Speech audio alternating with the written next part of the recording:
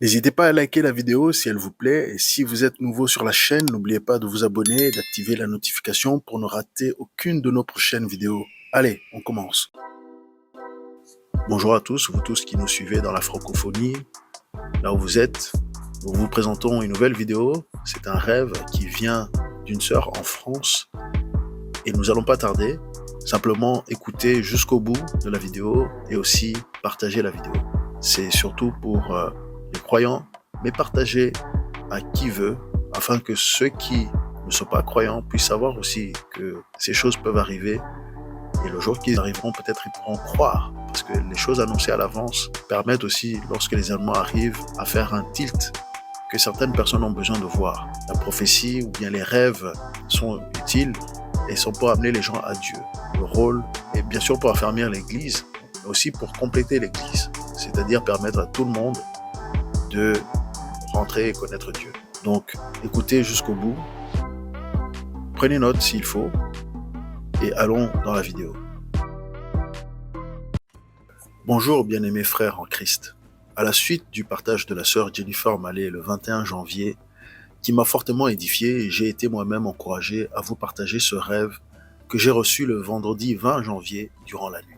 Dans un premier temps, je vais me contenter de raconter mon rêve, puis dans un second temps, je vous donnerai l'explication que le Seigneur Saint-Esprit m'a donnée. Le titre du rêve pourrait être « Une grande persécution arrive sur l'Église de Christ ». J'ai rêvé que j'étais dans une grande assemblée où je ne reconnaissais personne en particulier. Tout à coup, des militaires ou des policiers armés ont encerclé cet endroit où nous nous trouvions et ont embarqué tout le monde. Après cela, mon rêve change de scène et je vois ces hommes parquer les gens de cette assemblée dans un vaste bâtiment. Là, il me semblait voir qu'il y avait bien plus de monde dans cette assemblée que dans celle où j'étais précédemment. C'était comme si ces hommes avaient placé plusieurs assemblées à la fois dans cet espace, car il y avait énormément de personnes. Toutes les issues étaient gardées et personne ne pouvait ni sortir ni entrer. Je compris à cet instant-là que nous étions prisonniers de ces hommes armés. Durant tout le temps où nous étions retenus contre notre gré dans ce vaste bâtiment, je me vois insister auprès des gardes pour qu'on me ramène mon sac à main où j'y avais mes documents d'identité.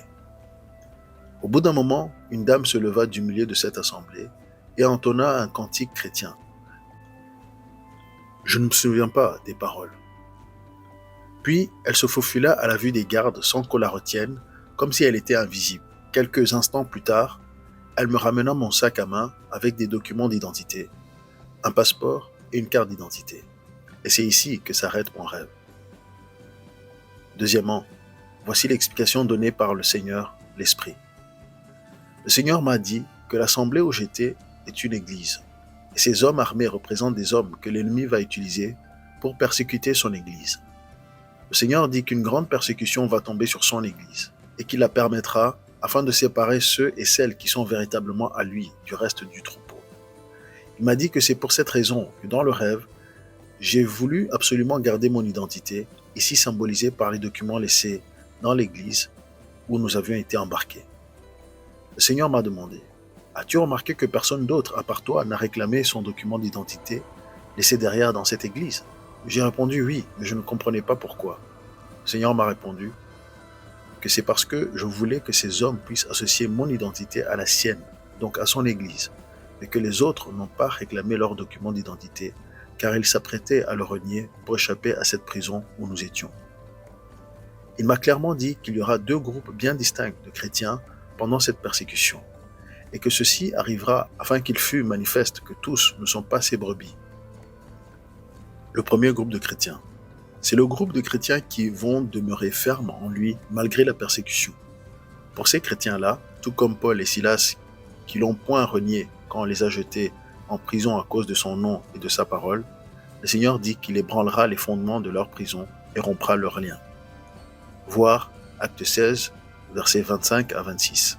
Comme pour Pierre qui avait été mis en prison par le roi Hérode, le Seigneur dit qu'il enverra son ange pour délivrer ces chrétiens et chrétiennes qui persévéreront malgré les chaînes de la prison. Voir Acte 12, versets 3 à 11. À ce sujet, il m'a dit que la femme qui m'a ramené mes documents d'identité dans le rêve est un ange. C'est pour cette raison que les gardes ne pouvaient pas la voir. Le deuxième groupe de chrétiens. Le Seigneur a dit qu'il s'agirait de chrétiens qui vont le renier pour échapper à la persécution, mais que parmi ces derniers, certains d'entre eux se repentiront de l'avoir renié dans les mauvais jours et qu'il leur pardonnera tout comme il avait pardonné à Pierre qu'il avait renié 3 fois. Voir Matthieu 26, verset 34, Matthieu 26, verset 69 à 75 et Jean 21, verset 15 à 17. Pour le reste des chrétiens, qui ne se repentiront pas de l'avoir renié pour échapper à la persécution, le Seigneur dit ceci: ceux qui voudront sauver leur vie la perdront, mais ceux qui la perdront à cause de moi la trouveront. Matthieu 16, verset 25. Une sœur en Christ de France, abonnée à votre chaîne. Que la grâce et la paix de Dieu, notre Père, surabondent de multiples provisions divines sur vous et sur votre famille, dans le beau et majestueux nom de notre Seigneur Jésus-Christ. Amen. Amen. Merci à la sœur en Christ qui vient de France, qui nous a envoyé ce rêve. Donc n'hésitez pas à envoyer vos rêves, n'hésitez pas à les partager. Surtout quand vous voyez que ça concerne toute une assemblée, plusieurs assemblées. Quand ça concerne le corps de Christ, c'est très important de le partager.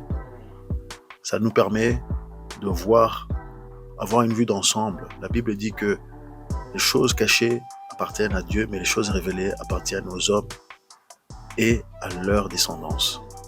Et donc, voilà, nous vous encourageons à faire autant. Il est bon de aussi prévoir et de prévenir face à un avertissement comme celui-là. Il y a beaucoup de choses qui sont implicitement marquées dedans. Le rassemblement de plusieurs assemblées et qui sont mis dans une espèce d'entrepôt ou un endroit qui est fermé. Ça sous-entend qu'il y a un système derrière qui va le faire. Et des policiers ou des militaires sont des agents du gouvernement. C'est-à-dire qu'il y a un temps où les gouvernements vont se retourner contre les églises. Ça veut dire qu'il y a une rhétorique aussi qui va arriver et qui va traiter les chrétiens d'intolérants, qui va traiter les chrétiens de toutes sortes de choses afin de pouvoir légalement enfermer les chrétiens et bien plus. Donc la persécution a toujours été faite par le pouvoir en place. Partout dans la Bible, vous allez voir que c'est toujours le système politique qui attaque.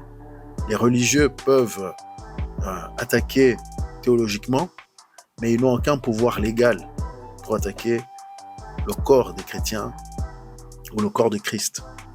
Pour avoir accès aux chrétiens de cette manière-là, ça vient toujours des gouvernements. Donc ça veut dire que la France et potentiellement ailleurs aussi, l'Europe, en Occident, aux États-Unis et encore ailleurs, nous risquons de voir ce qui est arrivé et ce qui arrive déjà dans des pays de l'Orient, par exemple en Chine et ailleurs. Et ceci va avec les autres messages que vous avez suivis dans les messages que nous sommes en train de recevoir sur la France. Nous vous invitons à aller le revoir. Voilà pourquoi il est important de partager les uns aux autres ce que le Seigneur nous donne, surtout que nous sommes dans une ère où nous pouvons le faire si facilement. Et donc nous vous encourageons à le faire. Et le Seigneur est en train de prévenir. La persécution vient à différents endroits et parfois nous pouvons l'échapper, mais parfois nous sommes appelés à la traverser afin d'être affermis, afin de prendre position et de briller pour le Seigneur face à ceux qui nous persécutent. Que ce soit dans nos familles, que ce soit dans notre pays, et ainsi de suite. Mais nous devons aussi glorifier Dieu pour la liberté que nous avons encore, et c'est le moment justement de disséminer l'information, de partager l'évangile pour tous ceux qui ont besoin d'entendre cela, afin que le jour où la résistance gouvernementale vient, les gens sauront que ce que nous disons n'est pas une imagination quelconque, mais que c'est vraiment quelque chose d'avéré et que Dieu aura parlé. Que pensez-vous de cette vidéo? Est-ce que vous êtes d'accord? Est-ce que vous n'êtes pas d'accord? Ou est-ce que vous voyez les choses autrement? Ou si vous avez reçu autre chose qui va avec ce message, laissez un commentaire. Si cette vidéo vous interpelle, si cette vidéo vous parle, laissez un commentaire. Partagez vos rêves, vos expériences de mort imminente, vos expériences spirituelles, à l'adresse ci-dessous visiontransformation.info@gmail.com. Nous connaissons en partie, nous prophétisons en partie. Donc plus nous en savons et mieux nous marchons.